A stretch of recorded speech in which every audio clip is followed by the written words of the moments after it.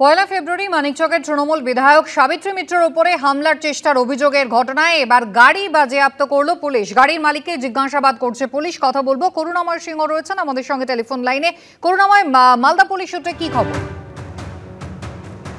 যেটা জানা যাচ্ছে যে সাবিত্রী মিত্র একটি গাড়ির নাম্বার দিয়ে থানায় অভিযোগ করেছিলেন।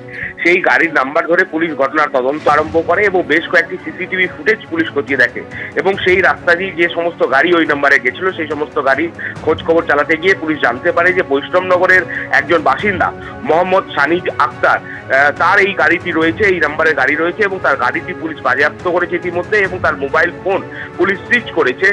পাশাপাশি কিন্তু তাকেও জিজ্ঞাসাবাদ করা হচ্ছে যে এই ঘটনার সাথে তার কোনো যোগ রয়েছে কিনা। এবং সাবিত্রী মিত্র এবং এই মোহাম্মদ সানিজ আক্তার দুজনকেই সামনাসামনি বসিয়ে জিজ্ঞাসাবাদও করেছে পুলিশ, যদিও দুজনেরই দাবি তারা কেউ কাউকে চেনেন না ব্যক্তিগতভাবে।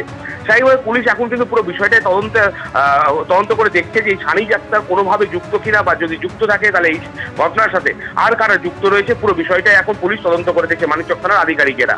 কুসুমিতা, ধন্যবাদ।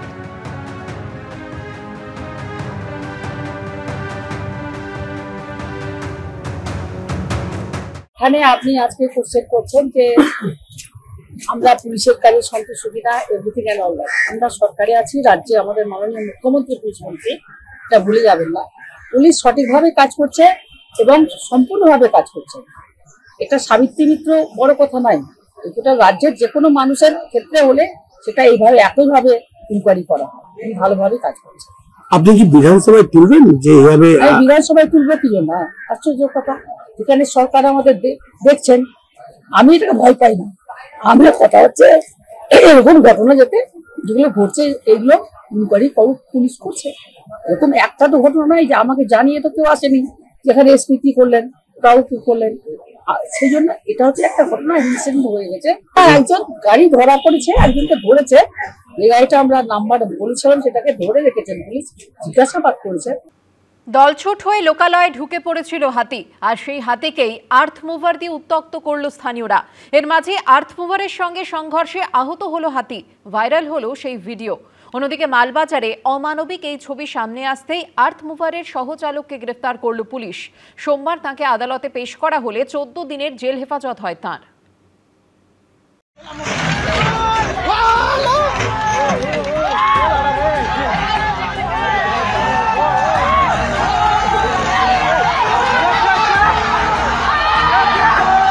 অবলা একটা প্রাণীকে কতভাবে উত্ত্যক্ত করা যায়, কতটা ব্যথা দেওয়া যায়, তারপর তা দেখে কতটা আনন্দ পাওয়া যায়, তা বোধহয় এই তথাকথিত সভ্য মানুষরাই জানে।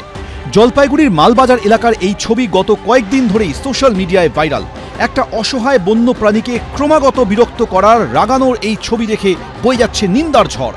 এই ভাইরাল ভিডিওতে দেখা যাচ্ছে হাতির সামনে একটি টংঘর থেকে ক্রমাগত চিৎকার করছে অনেকে। এরপর হাতিটি ছুটে গিয়ে টংঘরে ধাক্কা মারে। মাথায় কতটা আঘাত লাগতে পারে সেটা বোঝা যাচ্ছে ছবি দেখেই। অত বড় হাতিটা ধাক্কা মেরে পিছনের দুপায়ে বসে পড়ে। এরপরও হাতিটির পিছন পিছন দৌড়তে থাকে জনতা। আরেকটি ভাইরাল ভিডিওতে দেখা যাচ্ছে খোলা জায়গায় দাঁড়িয়ে আছে একটি হাতি, একটু দূরে তার মুখোমুখি একটা আর্থ মুভার। যন্ত্রের একটা অংশ নাড়িয়ে ক্রমাগত হাতিটিকে উত্ত্যক্ত করা হচ্ছে, রাগিয়ে তোলা হচ্ছে। একসময় ছুটে গিয়ে ধাতব অংশে মাথা দিয়ে ধাক্কা মারে হাতিটি। খাঁচকাটা ধাতব অংশ শরীরে সজোরে লাগলে কতটা ব্যথা লাগতে পারে তা সহজে অনুমেয়। কিন্তু নিষ্ঠুর উল্লাসে মত্ত এই মানুষগুলোর সেই বোধ কোথায়? হয়তো যন্ত্রণাতেই হাতিটা যখন উল্টো দিকে দৌড়চ্ছে তখনও তারা হাতির পিছনে ছুটছে ভিডিও করতে করতে।